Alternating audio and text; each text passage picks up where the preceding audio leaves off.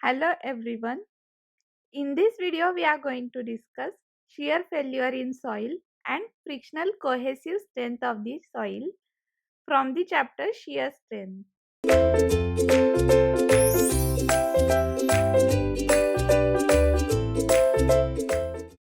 Shear strength of the soil. Shear strength is its maximum resistance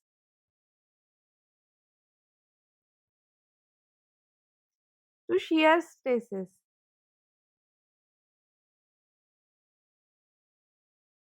acting on it just before the failure. So when we apply the stress which is more than the shear strength, then the soil will fail. Suppose this is a footing which is constructed below the ground level. Now let us consider a small rectangular element present below the footing. Now let me get the enlarged view of the element. This element is surrounded by the soil which is already under pressure of the overlying soil. So there is confining pressure, a confining horizontal pressure is acting on this element. Also, vertical pressure is also acting on this element due to structure which is constructed above it. So because of this combination of pressures, shear failure of these elements occurs at particular plane. Say at plane AE, shear failure occurs. This shear failure observed due to relative movement of the soil particles.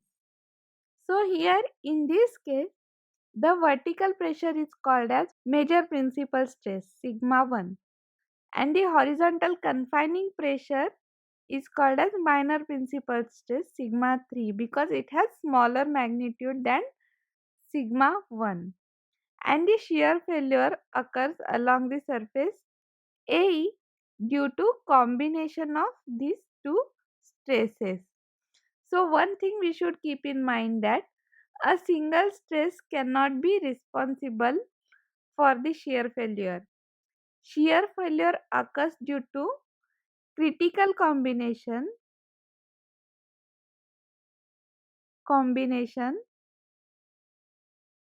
of major and minor principal stress. And this shear failure will be identified by slipping of soil particles along the failure surface. So that means this overlying layer will slip over along the surface AE. So this slippage of particles will be resisted by three factors. The first factor is cohesion. This is the force of attraction between soil particles. It will try to resist the relative movement between two soil particles. The second factor which will resist the shear failure is friction. Friction between soil particle. It will try to resist the slipping of the particles. And the third factor is normal stress.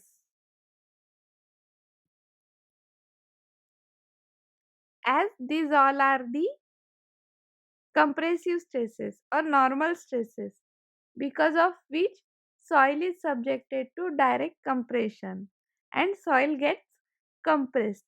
Because of this compression, the void ratio of the soil get decreased, it becomes denser, and because of the increase in density of the soil becomes stiffer and its resistance to shear stress or shear failure increases. So these all factors resist the shear failure. That's why they will contribute to the shear strength of the soil. So shear strength of the soil denoted as S will be depending upon the cohesion friction and normal stress sigma. The shear strength of the soil at particular point on a particular plane was expressed by Coulomb. By Coulomb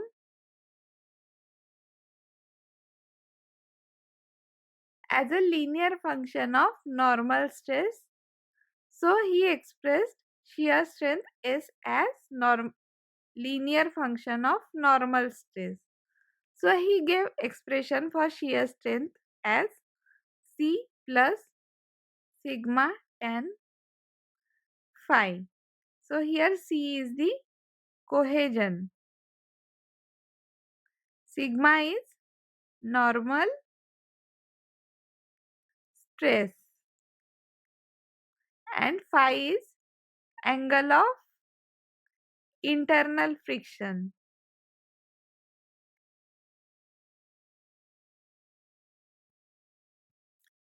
Let me explain this with the help of graph on which shear strength is plotted on y-axis and normal stress is plotted on x-axis. When normal stress is 0, there will be still shear strength because of cohesion of the particles.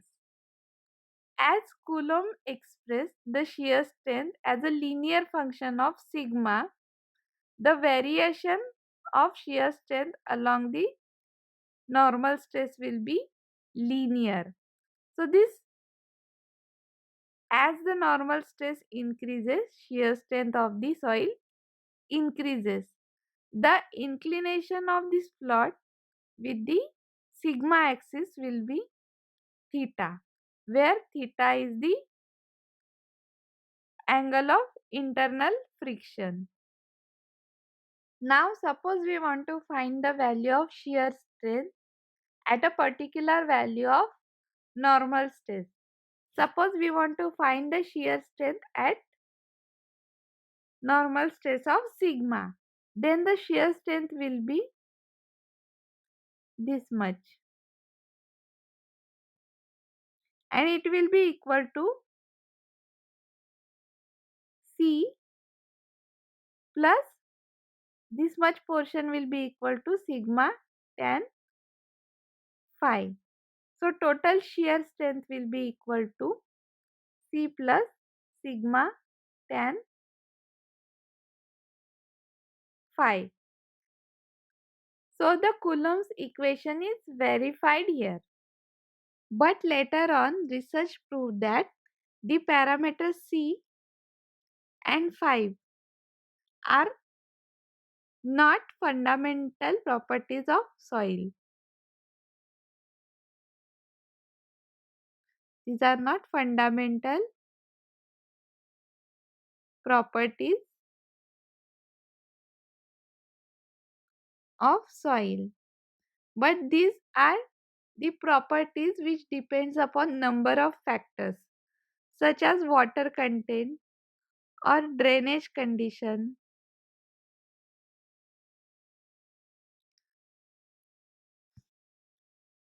Also, Terzaghi established that the normal stress which control the shear strength of the soil is not the total stress. It is effective stress. Means shear stress is not the function of normal stress. It is the function of effective stress. So the Mohr-Coulomb's equation is modified as S is equal to C dash plus sigma bar tan phi dash. So here C dash and phi dash are the modified values in which the water content or drainage conditions are considered, and sigma is replaced by sigma bar. So C dash is called as cohesion intercept and phi dash is called as angle of shearing resistance. Now let us note the difference. The Coulomb's formula was S equal to C plus sigma tan phi. So in that case, C was cohesion, and in modified formula C dash is cohesion intercept. In Coulomb's formula, phi was the angle of internal friction, angle of internal friction. And in this case, phi dash is the angle of shearing resistance. Here S was the function of total stress. Here S is the function of effective stress. This equation is known as revised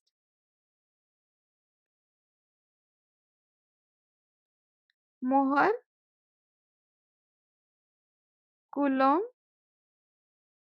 equation. So the equation S is equal to C dash plus sigma bar tan phi dash is called revised Mohr-Coulomb equation. Now we know that soil is categorized into two categories. Soil is categorized into two categories. First is coarse grain soil and second is fine grained soil.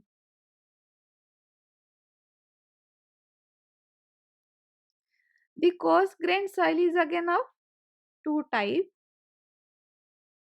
gravels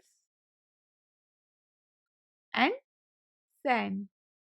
And fine grained soil is again of two types, silt and clay. So gravels and sand are having particle size larger. So the cohesive force between them will be negligible. Force will be absent between gravels and sands. So these soil do not have cohesion, and these soils derive the shear strength only from intergranular friction. So sands and gravels are called as cohesionless or frictional soil. So for these soils, S is equal to sigma bar tan phi dash for frictional soil.